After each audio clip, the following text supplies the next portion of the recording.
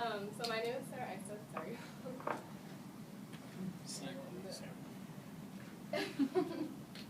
My name is Sarah Eystad, and this is Kevin Jones. And as Phil mentioned, we're part of a group of 9 students, and we had no idea, we knew nothing about the roads when this project was presented to us, but I don't think any of us hesitated on wanting to pursue this project. Like you said, it gave us the option, and we all said yes. So,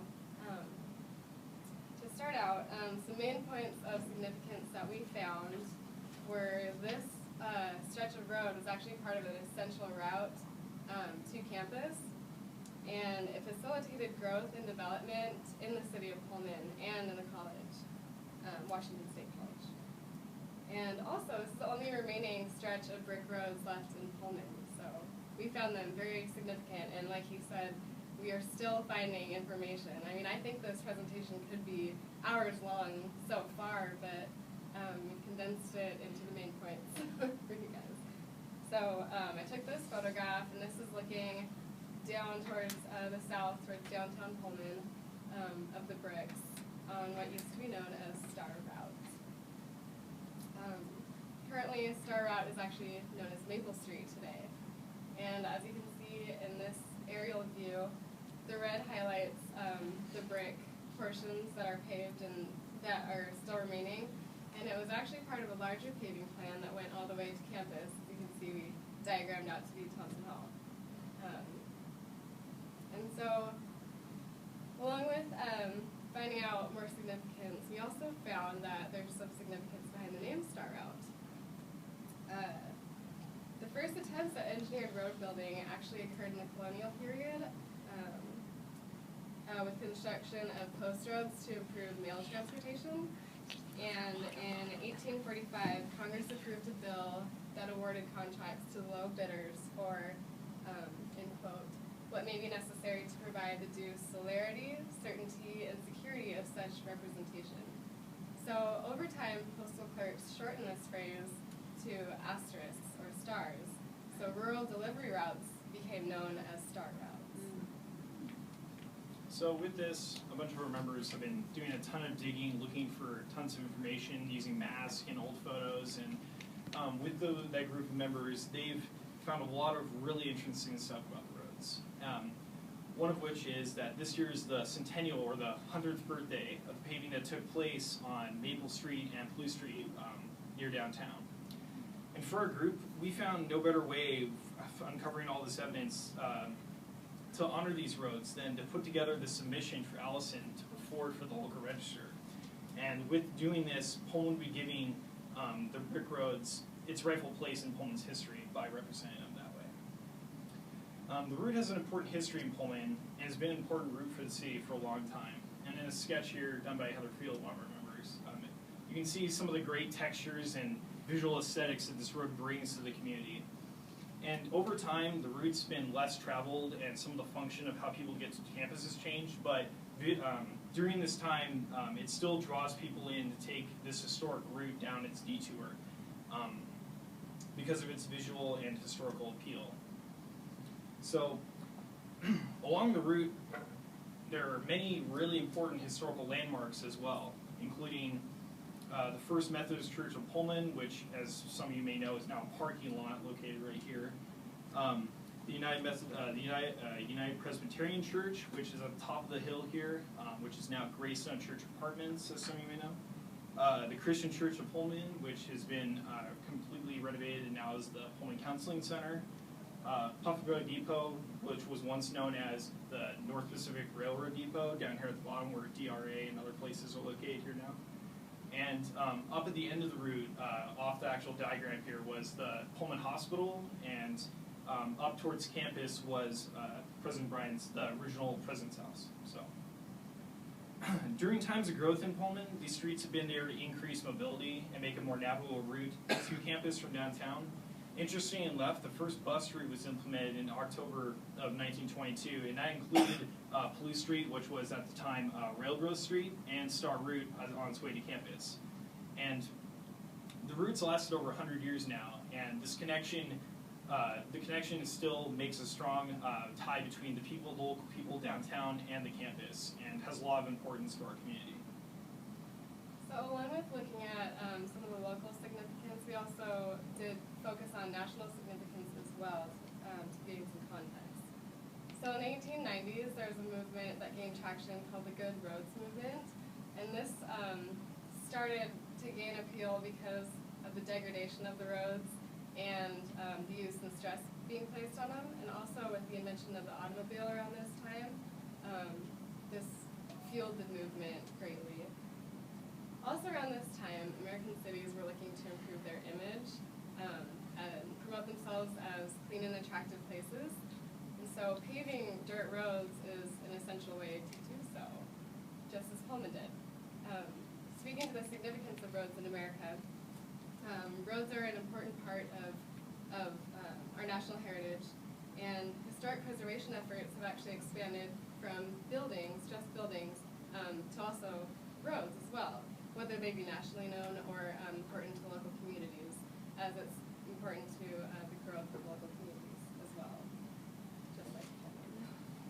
So with all this significance we had uncovered, we asked the question, why were these roads needed in Pullman, and why were they implemented in the first place? Well, first, road conditions in Pullman during the winter were becoming exceedingly impossible to traverse with the muddy conditions the weathers would bring in the colder times of the year. And this was really important because it would hinder horse traffic and car traffic leading up to campus. As you can see in this picture, you can see downtown Main Street and over here Grand, and how there would be grooves in the road, and during bad times of the year this would get really muddy, and this paving was definitely necessary and needed to be put in place. Secondly, with the school growing each year, more than double from 1900 to 1910, it became growingly important to make an efficient road for the students arriving at this depot to travel up to campus. And as you can see in this picture taken in 1929, the tons of traffic from cars and people gathering at the depot, and they would have needed to go straight up, right up this route towards campus. And if this paving hadn't been done, it would have been detrimental to the amount of traffic that could have actually passed through there. So, with that, also in 1890, President Bryan called for a church to be built where students could worship. And at the time, this was located at the top of Maple Extension, as you may know now. Here in a drawing done by Connor Willey, you can see Graceland Church at the top here. And the church was implemented so students would have a first place to access worship and other things. And with that, and along with other churches located along the route that I explained earlier, this paving would have been essential for people to be able to access Mass on Sundays, travel to the hospital if they were in a hurry, which they probably would be, and also for mail routes leading up the route, which would have having this route paved would have decreased costs for mail routes, which would have helped the city in a lot of ways. So they were definitely needed at the time. Yeah, to take you through some more local significance, we created a timeline of important events. Starting with in 1887 was when the Northern Pacific Train Depot was built. And this photo was taken in 1912. You can see the mass of people and also a little dog on the road. And another photo, this is taken in 1920, again showing the mass of people that congregated around this depot. So this train station is actually a lifeline for the town and for the college. Then in 1890 was when Washington State College campus was formed. And this shows the promenade of people arriving to school. This is Thompson Hall, right in the center. And this was dated 1907. The city of Pullman and the college have always had a very integrated social and economic relationship, leading to Pullman becoming known as College Town. And but at this time, Washington State College was difficult to access from downtown, being located at the top of the hill. As you can see in this photograph, this was taken, I don't have a date for this, but you can see more development along the route. Yeah, so as Sarah stated, you can see the original arch built here in 1906, which now has actually moved up a little closer to align with the axis of Thompson Hall here, which is built at 2/3 scale. And you'll see Bryant Hall at the top here to kind of give you an idea what we're looking at. So in 1905 to 1906, actually, Wooden sidewalks were implemented along the route, and this is pre the paving, and this was to help foot travel up to campus. And as you can see in this photo here near the arch, with these muddy conditions bringing up here, like no one would have want to walk in the streets, and it would have been easy to get foot traffic up and down the hill. And so when these were implemented, it was a good first start, but it was kind of leading up to what would have been needed later, the paving, to help develop this street section. And also incandescent lights were added along the route, and some of them you can still see today. I think these posts right here on either side of this line either side of the street. And this is a picture historically of one near there, up near campus. Also at the time, in 1907, safety concerns were becoming apparent to the community, and in an article published by the Pullman Herald,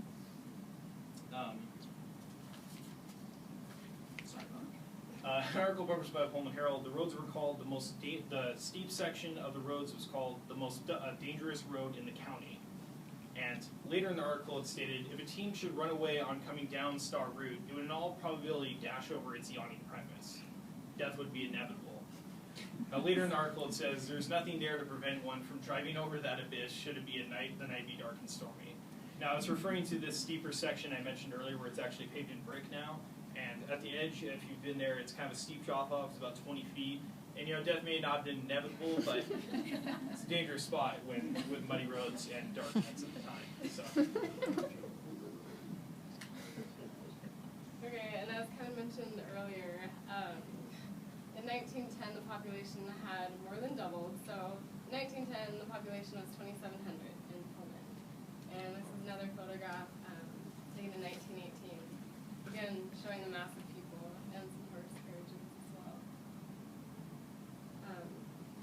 And as Pullman and Washington State College grew, there was more and more traffic on these dirt roads, leading to Star Route becoming an arterial road in Pullman.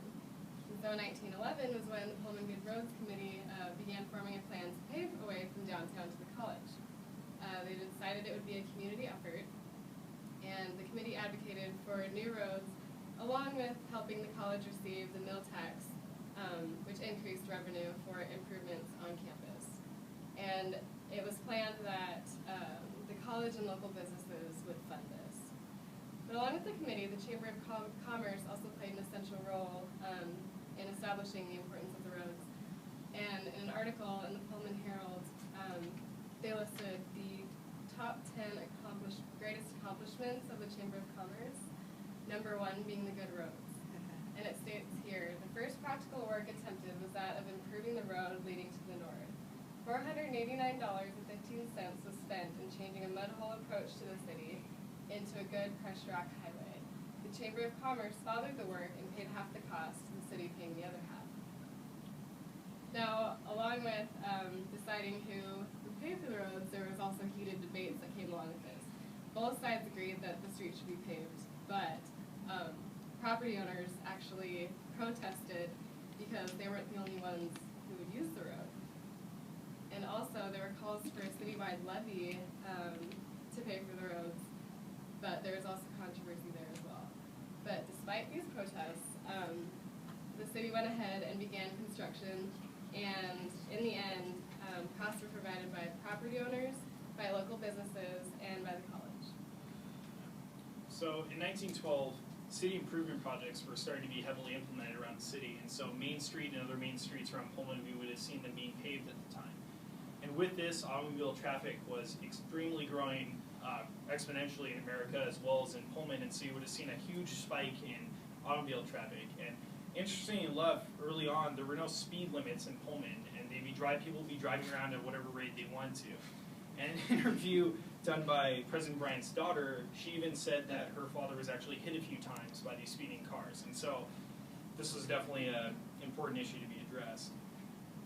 So then in 1913, specifically July 26th, the arterial route to campus was paved with this brick paving. And in this diagram that we showed you before, you can see the paving plan started around the North Pacific Railroad and went all the way up to campus, and highlighted in red would have been the brick paving that we all see today. Now, at the time, there were multiple different types of brick paving that could have been used, and that's right, just go for it. That could have been used, and these were macadam paving, Portland cement, brick and asphalt. And interestingly enough, at the time, there was a thesis project being done by two graduate students at the school. And in their thesis, they developed a complete plan for how to do different types of paving that could have been done in downtown and up towards campus, and what those costs would be, how those all would affect the community, who would pay for them, and just overall analysis of what could be done. And this information was critical for the city choosing what they were going to actually have done in the city at the time. In the end, macadam was chosen for the flatter sections, and brick was chosen for the steep sections of the actual route. And in this diagram here, you can see, done by Carwillie, some of the method used with crushed stone at the bottom, concrete with a sand underlay, and brick. And this was done for a specific reason. They didn't just choose brick off a whim. It's more expensive, but they chose this brick because of its longevity and also because of its high amount of traction that it provided. And so, like I stated before, with all these safety concerns and the mud and grooves and things appearing on this route, picking brick was definitely essential for them to provide a safe environment for these steeper slope sections, and so that's why it was chosen for these parts of the road. Also with that, interesting note, in 1920 though, asphalt became the main paving method in America, and so these style of brick roads kind of became phased out slowly. And so through some of the digging, digging through all the information we dug up historically, we saw some old photos and learned that in the 60s, they actually paved over this brick road with asphalt. And soon after though, within the next 10 years, the asphalt started to fail, and so they either need to be repaved or taken away. And interestingly enough, we found some information done with an interview done by Robert Franken here with Dan Crimmins. He spoke to the issue, and he's a local Pullman engineer who knew about the project. He stated that when the asphalt came off, the bricks did not need to be sanded down. They needed to be refaced in any way. And he said it looked like they didn't use any spraying or binding material to attach the asphalt to the bricks. And what this meant was that the asphalt actually came up off the bricks after they started to reveal them really easily, and they found that the bricks underneath were actually in perfect condition still and did not need any sort of restoration. So after removing the asphalt that had been paved over, they found these really nice bricks underneath, and they found no reason to repave them over again since they had still lasted through that time. Now, these bricks have been here for 100 years now, so it was a good question for us to ask at the time was, what kind of bricks were they? And we found that they were vitrified brick. And this is a special type of brick that's been glazed to render it impervious to water and corrosion, which play a big role in the fact that they're still here today, looking in the beautiful quality that they are. We also did some pondering as a group of where they could have come from, if they're local, where they could have come from, and some of the initial things we thought about were maybe they came from the Pullman fires in downtown, and after just a little bit of research we found that was kind of really improbable, and we had to dig a little deeper, and we found that nearby in Uniontown there was a manufacturer that produced bricks that were very similar to the ones in Pullman, and also the railroad, the North Pacific Railroad Depot, passed through Uniontown and came right by the site in Pullman. So in a lot of probability, we thought it could have come from there. Another interesting thing to note was that the bricks on the road aren't marked in any way, and neither were the ones from Uniontown. And so we speculated that it's a high probability that they could have actually come from Uniontown manufacturers. So we thought that was really interesting. So with that, now you know a little bit more why the bricks were chosen and how they're there. It brings us where we are today. We have the roads today. So I want to begin by saying I actually live in a house on the roads with another group member, Heather Field. So it happened by coincidence that we came upon this project, and we were so excited. But it's kind of cool because we actually get to see how many people walk on these roads every day, and it's a lot. I mean, one day we actually saw an elderly couple taking photographs of themselves, and it was honestly a really special moment. Here he is standing so proud on the roads, and so we decided to take a photograph of this, and then we decided, okay, let's be stalkers and take pictures of how many people walked by throughout one day. It wasn't weird, so. A lot of people walk their dogs, ride their bikes, listen to music. And it's not only a connection from downtown to campus, but it's also a destination point for the Pullman residents. It's another photo of someone jumping off that abyss. And people playing Frisbee even. This is our favorite one. But it's become a recognizable area in Pullman, and an area that many residents have come to enjoy. So with this, we had the idea with why recognize these roads over this? Well, we had uncovered all this historical significance and how much it meant to the community today and all this. And with this, we felt it was extremely important to put together this really complete historical document we could give to Allison to submit if she liked to the local register and become the first thing on our local register. And that was really important. But with this, one of the things we hadn't done yet was create a preservation plan. Now, it's good to note that the city has no plan to do anything with the roads as of now, which is great, so they'll be there. But what if they did? So we put together this small plan of things that they could be done to help reduce wear on the roads and how to replace bricks if they're damaged. And so some of these included reducing speed limits on the roads, which would be good. Restricting times of day of travel, so maybe not having vehicles drive at night could reduce some of the wear on the roads. Restricting chains and studs during the winter times to not deface the glazing that's so important to these bricks. Also, with brick replacement, it should be kept to a minimum, of course, and replacing only the structurally impaired bricks and not any groupings, just the specific ones. And in addition to this, it's really important to replace them with ones of similar color, texture, and style, because these roads are known for just the beauty they have and they bring this community in. It needs to be made apparent that if to be replaced, they should be really identical, so not to draw attention to it. And then also, it was interesting, we found that they should be replaced with new bricks, not older bricks that were recovered because they could be structurally damaged from previous times. So that was really important. So with this plan, we hope Allison can put a great submission together and get this on the register. We've done a lot of work. Some of our members have put in ungodly amounts of time in this project. And we hope with this submission, Pullman residents will be able to enjoy these brick roads for years to come. Sam, thank you. Thank you.